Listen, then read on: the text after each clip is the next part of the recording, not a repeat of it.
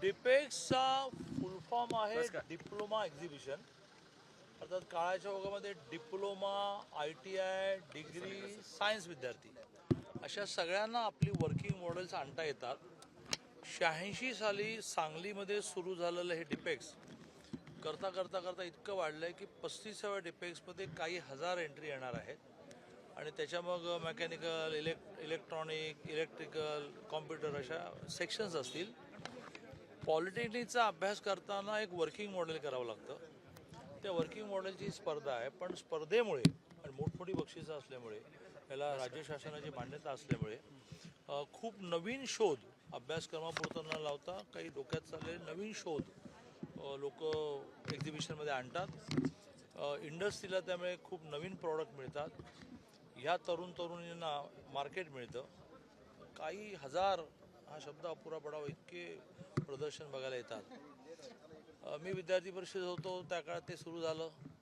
मग नंतर मी राष्ट्रीय स्वयंसेवक संघात गेलो, मग BJPत आलो, सरकारमध्ये आलो. आता एवढा वेळ मिळत नाही, पण यावेळेला त्यांनी खूपच आग्रह धरला. मला आणखीन एका ठिकाणी जायचं आहे जेही माझ्या दृष्टीने महत्त्वाचं आहे. डॉक्टर हेडगेवार रुग्णालय, त्याचं मेडिकल कॉलेज होण्यामध्ये काही माझा खारीचा वाटा असल्यामुळे त्यांचं खूप दिवस चालू होतं या तर आता दोन्ही करून म्हणून आलो.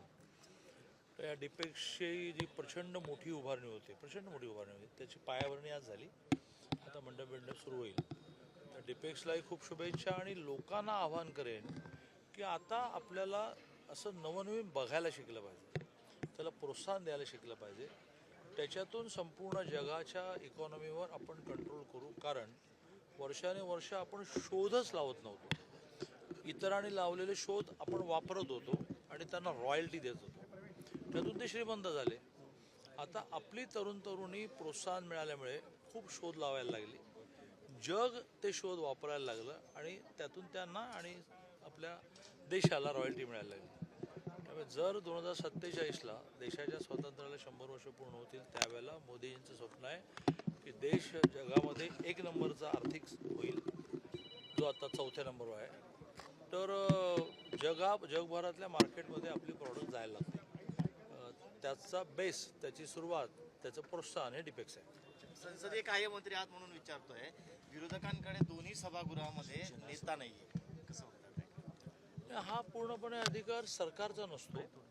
त्या सभागृहाचा जो पीठासीन अधिकारी असतो, ज्याला विधानसभेमध्ये अध्यक्ष म्हणतात, विधान परिषद सभापती म्हणतात, त्यांचा अधिकार असतो. सरकारने त्यांना फक्त सुचवायचं असतं. आणि त्यामुळे त्यांना काही टेक्निकल अडचणी आहेत. म्हणजे एकूण सभागृहाच्या संख्येच्या 1/10 संख्या ही कुठल्याच पक्षाकडे नसल्यामुळे ते बरेच दिवस या विषयात काही निर्णय करत नाही आहेत. पण ह्या अधिवेशनात काही मार्ग निघावा असं मला वाटतं.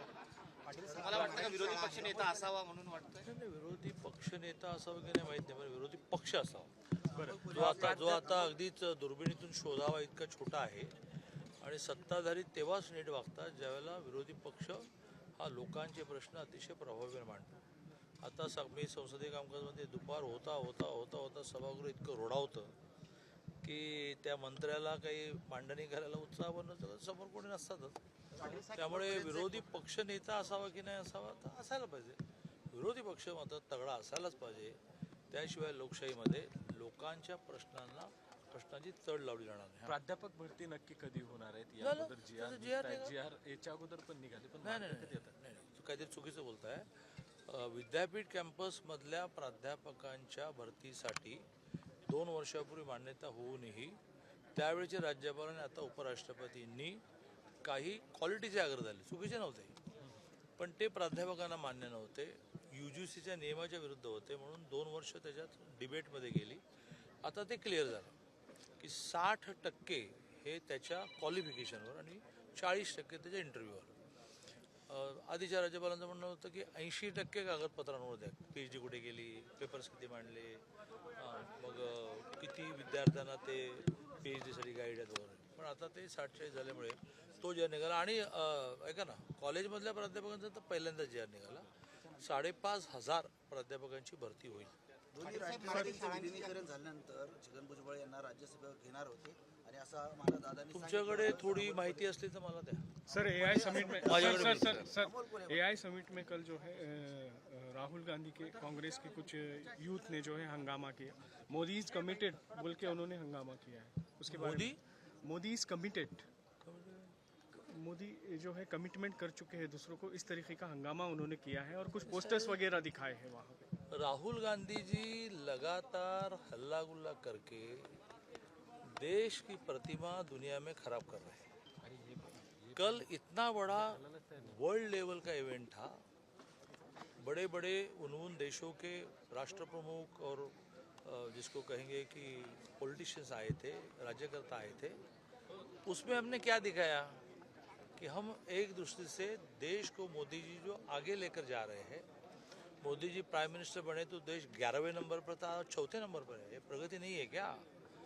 तो यह यदि 2047 तक एक नंबर पर जाना है तो इस प्रकार की इनोवेशन, इस प्रकार की दुनिया की रिक्वायरमेंट को पूर्ण करने का प्रयत्न ये भारत से होना पड़ेगा. और उस प्रकार के इवेंट को ये आंदोलन करके एक दूसरे से दुनिया में भारत की प्रतिमा बिगाड़ रहे हैं. इसका सर्वसामान्य व्यक्ति के तौर पर और पॉलिटिशियन के तौर पर भी हम जितना कर सके उतना तीव्र निषेध करें. महाराष्ट्राच्या सत्ता संघर्षावरती पहिल्यांदा भूषण गवई यांनी भाष्य केलेलं आहे. तेलंगणाचा खटला मी लवकर दिला, खटला कुणाकडे द्यायचा याचा अधिकार सरन्यायाधीशांना आहे. मी नंतर सरन्यायाधीश झालो त्यावेळी मी कुणाचा खटला काढून घेऊ शकत नव्हतो किंवा लवकर घ्या असं सांगू शकत नव्हतो, असं भाष्य त्यांनी केलेलं आहे. असं ते इतकं मोठं व्यक्तिमत्व आहे, त्याने म्हटलेल्यावर मी म्हणणं म्हणजे बरोबर नाही ना. त्यामुळे त्यांनी म्हटलं ते त्यांच्या अनुभवातून म्हटलं. आरएसएसच्या मानहानी प्रकरणात आज राहुल गांधींची सुनावणी आहे. संपले प्रश्न संपले. महात्मा गांधींची हत्या मागणी आहे.